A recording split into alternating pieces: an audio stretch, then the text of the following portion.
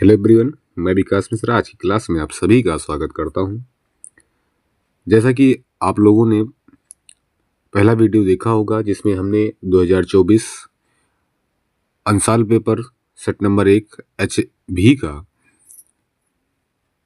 बहुविकल्पीय प्रश्न हल किया था। सारे बहुविकल्पीय प्रश्न को हमने उस वीडियो में हल कर दिया था। बहुविकल्पीय 20 प्रश्न होते हैं, 20 को हमने हल करके आप लोगों को बताया था। इस वीडियो में हम उसके आगे के प्रश्नों को देखेंगे, खंड बा के प्रश्नों को देखेंगे जिसमें 21 नंबर पहला है। सभी भाग हल कीजिए। जितने भी प्रश्न इसमें आएंगे सभी को हमें हल करना होता है। तो हमारा इसका पहला प्रश्न क्या है, एक घन का आयतन 1331 सेंटीमीटर क्यूब है, इसकी भुजा ज्ञात करना है। घन है, घन जो होता है किससे मिलके बना होता है, वर्ग से मिलके बना होता है, जानते होगे। और वर्ग की सभी भुजाएं समान होती हैं। तो जो घन का आयतन होता है, जो घन का आयतन होता है,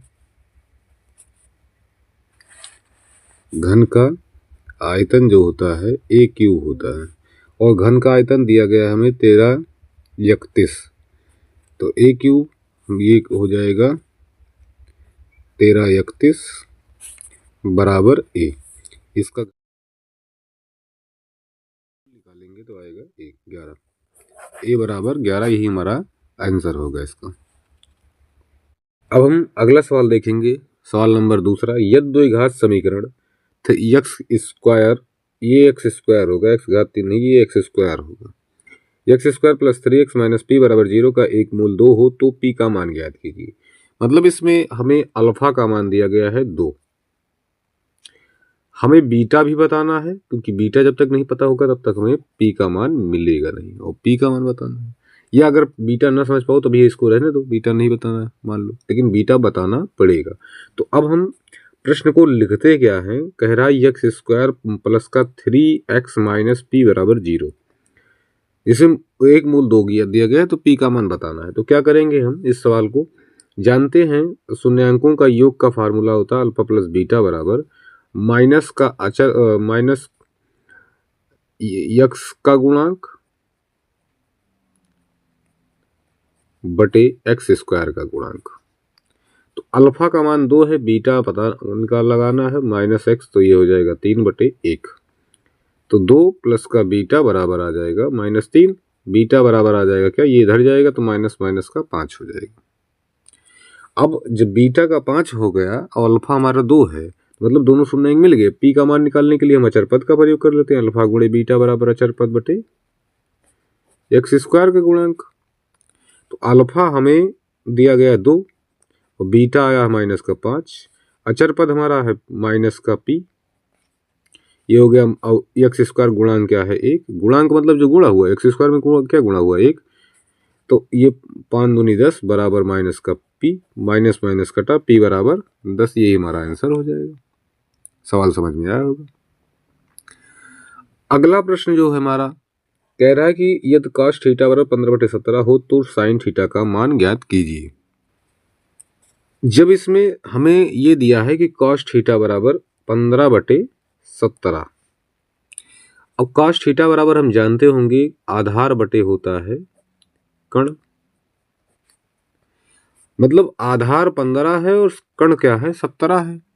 हमें एक राशि और पता लगाना जो लंब है, और जब दो राशियां पता हो तीसरी निकालनी हो तो पाइथागोरस प्रमेय लगाते हैं। कण स्क्वायर बराबर लंब स्क्वायर प्लस का आधार स्क्वायर। कण हमारा पता है 17 का स्क्वायर कर दो, लंब बताना आधार का स्क्वायर है हमारा 15 का स्क्वायर। तो अब 17 का स्क्वायर क्या होता है, और ये हो जाएगा एक्स स्क्वायर, ये 15 15 225।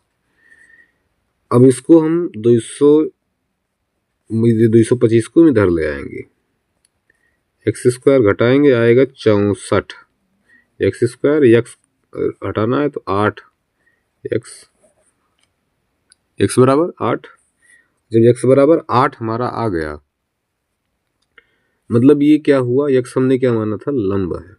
अब हमें साइन थीटा का मान बताना है, होता क्या है लंब बटे कण। तो लंब हमारा कितना है 8 और कर्ण कितना है 17, तो यही हो जाएगा हमारा आंसर 17, 8/17 ये आंसर हो गया हमारा। अगला जो प्रश्न कह रहा है कि निम्नलिखित बारंबारता श्रेणी का माध्य ज्ञात कीजिए। जो ये श्रेणी दी गई है इसका माध्य ज्ञात करना है। माध्य ज्ञात करने के लिए अब जब बहुविकल्पी प्रश्न मतलब अगले वीडियो में भी हम बताए थे कि माध्य ज्ञात करने के लिए 3 विधि बताई गई है। इसमें सबसे सरल विधि प्रत्यक्ष विधि पड़ती है, उसी से हल कर लेंगे, क्योंकि किसी भी पर्सनल ऐसी बात नहीं कही कि इस विधि से आप हल करिए। तो हम प्रत्यक्ष विधि से हल करेंगे। प्रत्यक्ष विधि के लिए फार्मूला हमने बताया था x बार बराबर सिग्मा fx बटे सिग्मा एफ, ये फार्मूला बताया गया था, जिसमें हमें ये एक प्रकार की श्रेणी दी गई है।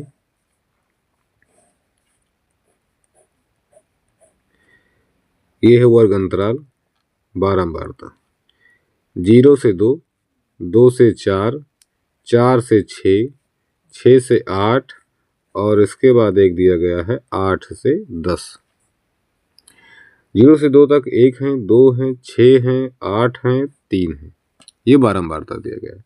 और अब इसमें पहले तो ये देखिए आप लोग की फार्मूले में निकालना गया है एफ से निकालना, मतलब यक्स आ गया। यक्स का मतलब मध्यमान होता है, यक्स निकालेंगे। यक्स निकालने के लिए प्रक्रिया क्या बताएगी, जो ये वर्ग अंतराल दिया गया इसको जोड़ लेंगे। जैसे 2 और 0 जोड़ेंगे 2 ही आएगा, उस जो जोड़ेंगे उसको 2 से भाग कर देंगे तो आएगा ये 2 को 2 से भाग करेंगे 1 आ जाएगा।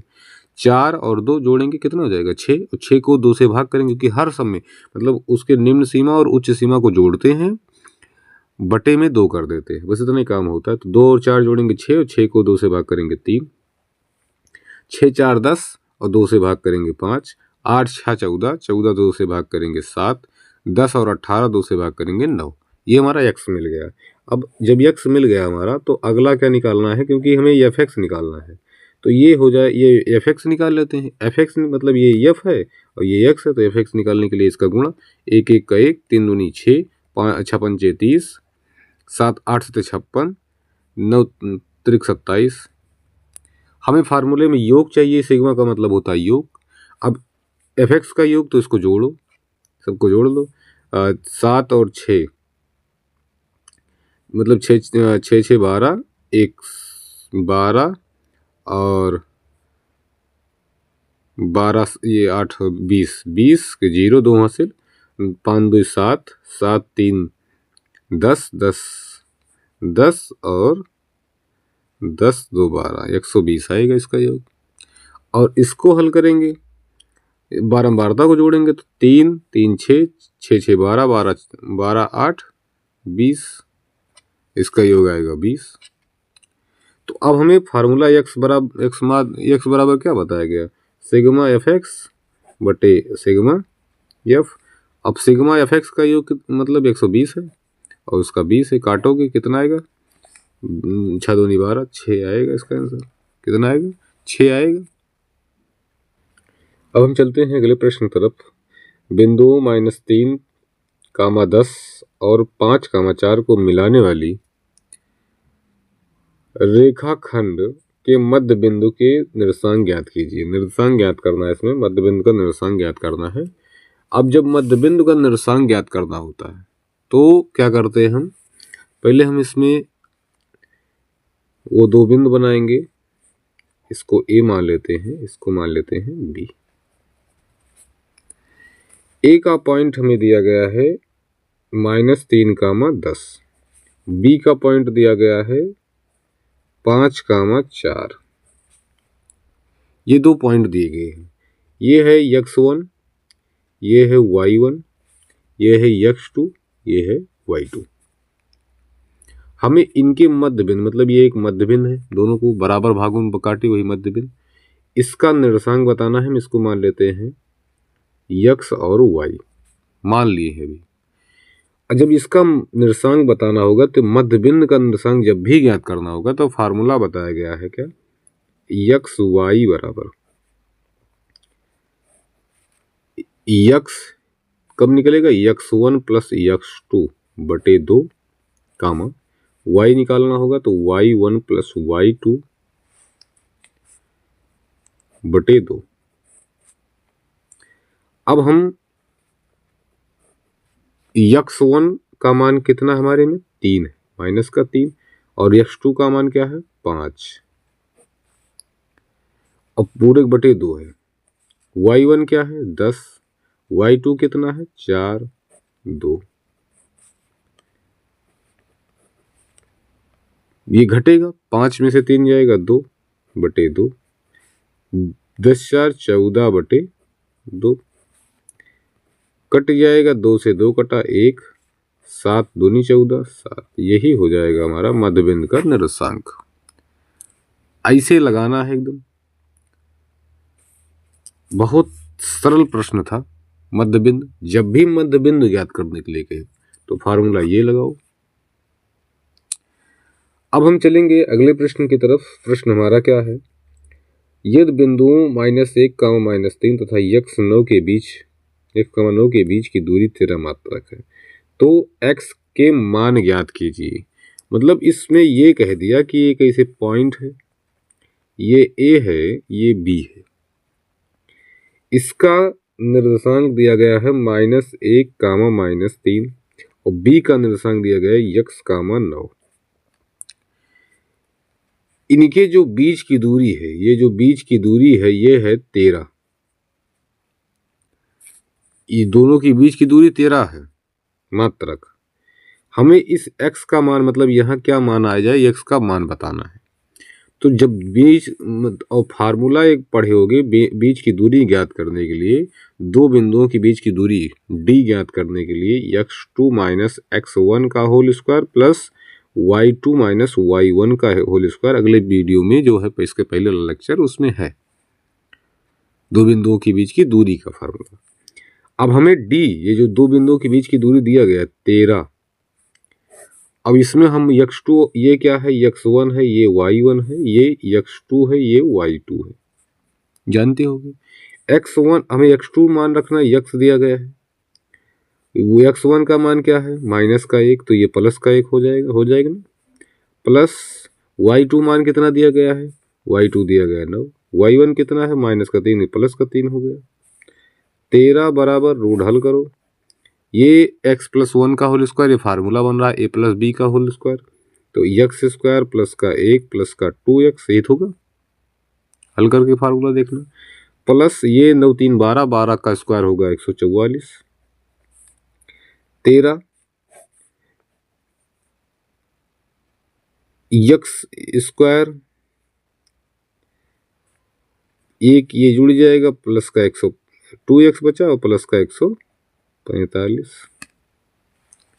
अब इसको आगे हल करना है।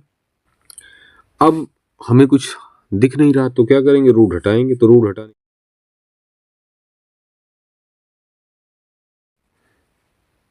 बराबर रूट हट गया क्योंकि इसका वर्ग स्क्वायर हो गया, तो x² प्लस 2x प्लस का 145 बचा। अब 100 इसमें से 145 घटा देंगे, ये घटेगा तो 9 में से 5 जाएगा 4, 6 में से 2 जाएगा 4 जाएगा 2, 24 आएगा, x² प्लस 2x। इस 24 को इधर ले जाते हैं तो 0 बराबर x² प्लस 2x, ये 24 उधर जाएगा माइनस हो गया, ये गुणनखंड बना एक, इसका गुणनखंड करते हैं तो आएगा x² और 2 को तोड़ना है, 24 माइनस लगा है मतलब माइनस घटाए जाएगा, तो हम क्या कर दें, इसमें आएगा क्या 6 -4, 6 - 4 2 आएगा, 6 × 4 24 आएगा, 24 है सही। तो अब ये कर देते हैं इसको, 6x - 4x - 24 बराबर 0। इसमें से क्या कॉमन कर सकते हैं, x कॉमन कर सकते हैं, क्लास 9th में पढ़े होगी सब, बच जाएगा x + 6। इन दोनों में से क्या कॉमन कर सकते हैं, माइनस कॉमन करेंगे, 4 कॉमन करेंगे, x बच जाएगा और माइनस ये प्लस हो जाएगा क्योंकि माइनस कॉमन हो गया, 6 हो जाएगा बराबर 0। ये दोनों क्या है कॉमन दिख रहे हैं तो इसको निकाल लो, बचा क्या, यहाँ से x बच गया, यहाँ से माइनस का 4 बच गया बराबर 0। यदि x - 6 बराबर 0 हो जाएगा, x + 6 बराबर 0 हो जाएगा तो x बराबर -6 आएगा। यदि x - 4 बराबर 0 हो जाएगा तो x बराबर 4 आ जाएगा।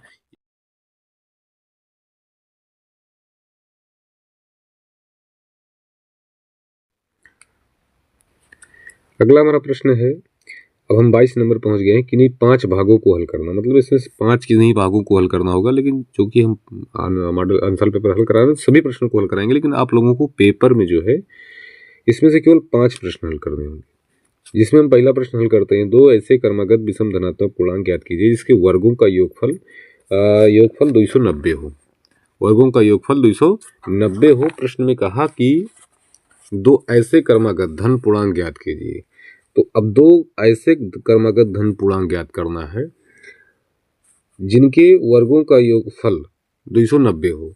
अब दो क्रमागत धन पूर्णांक मान लेते हैं, एक x और दूसरा क्या हो जाएगा x प्लस 1, नहीं x प्लस 2 होगा। अब आप लोग यही नहीं मान पाते हो, कैसे माना जाए x प्लस 2 मान लेते हैं। x अभी देखो सुनो, x मान पहला क्रमागत पूर्णांक 1 है, गिनती में देखे तो, और दूसरा कब आता है विषम पूर्णांक, जब 3 में 1 है या तो अब 3 आए, मतलब इसमें अंतर कितने का है, 2 का है, 2 का अंतर है ना। तो मतलब ये x है तो ये दूसरा x प्लस 2 होगा। समझ में आ रहा ना। अब तीसरा जो होगा वो अब उसमें भी 2 जोड़ो, क्योंकि 5 ऐसी संख्या लिखो जिसका 5 योग है, जो कि हमें प्रश्न में केवल 2 ही कहा था, कि 2 ही का कहा था। तो हम मान लेते हैं, माना पहला धनात्मक पूर्णांक, पहला विषम धनात्मक पूर्णांक कहा था, विषम धनात्मक पूर्णांक कहा था, उसको मान लेते हैं x। दूसरा विषम धनात्मक पूर्णांक x प्लस 2 हो जाएगा। अब लिखेंगे प्रश्नानुसार। प्रश्न में कहा कि दो जो है इनका, जिनके वर्गों का योगफल, अब इसका हम इसका वर्ग करते हैं और इसका वर्ग करते हैं, दोनों का योगफल दोनों जोड़ दिया गया, बराबर कितना है 290। मतलब पहला जिसमें विषम धनात्मक पूर्णांक ज्ञात करना था, जिसमें उनके वर्गों का योगफल 290 दिया गया था। तो अब इसको हल करते हैं, एक्स स्क्वायर प्लस, ये तो बन गया a प्लस बी का फार्मूला, एक्स स्क्वायर प्लस 2 दूना 4 हो जाएगा, प्लस का 2 और ये 2 4x हो जाएगा, बराबर 290। x ये जुड़ जाएंगे 2x स्क्वायर, और ये प्लस का 4x बचेगा, प्लस 4 माइनस घटाओ 290 को इधर ले आओ जी, इधर लाओगे तो 2x स्क्वायर प्लस 4x, ये घटाओगे आएगा माइनस का 286। 2 से भाग 2 इसमें कॉमन होकर कट सकता है, तो ये बनेगा x स्क्वायर प्लस का 2x माइनस 3 दूनी 6, 4 दूनी 8, 143 बराबर 0। अब इसको आगे गुणनखंड करना है। अब 13 इसका गुणनखंड कैसे करोगे, 143 है तो x स्क्वायर प्लस 2x, ये माइनस ये दर्शा रहा है कि मतलब घटा के ही आएगा, तो 13 गुणे 10 करते हो तो कितना आता है 130 आता है। 13 गुणे क्या करोगे 11, तो आएगा 143, और 13 में से 11 घटाओगे आएगा 2, बात बन रही है। तो ये कर देते हैं हम 13x और माइनस का 11x माइनस 143 बराबर 0, ये बनेगा। तो x स्क्वायर यहां से क्या कॉमन कर सकते हो, x कॉमन कर सकते हो, x प्लस का 13 बचा, यहां से माइनस 11 कॉमन करो जिससे यही ब्रैकेट बने, तो x प्लस का 13 यहां भी बन जाएगा बराबर 0। अब x प्लस 13 कॉमन दिख रहा है तो x माइनस 11 बन गया बराबर 0। यदि x प्लस 13 बराबर 0 हो जाएगा तो x बराबर आ जाएगा माइनस का 13, और यदि x माइनस 11 बराबर 0 हो जाएगा तो x बराबर 11 आ जाएगा। ये अब यहाँ हम क्या करते हैं, पहले धन पूर्णांक, पहला हमारा 11 आ गया, x का मान 11 प्लस वाला रखते हैं, दूसरा तो 11 है तो 11 प्लस का 2 आ जाएगा 13, तो 11 और 13 हमारा आंसर हो गया। यहाँ बस माइनस में 13 था तो इसको ये माइनस वाला नहीं देखेंगे, केवल प्लस वाला देखेंगे। समझ में आओगे सवाल। आज के लिए इतना ही। आगे का प्रश्न, आगे का सवाल आप लोगों को नेक्स्ट वीडियो में मिलेगा। तब तक के लिए धन्यवाद। जय हिंद।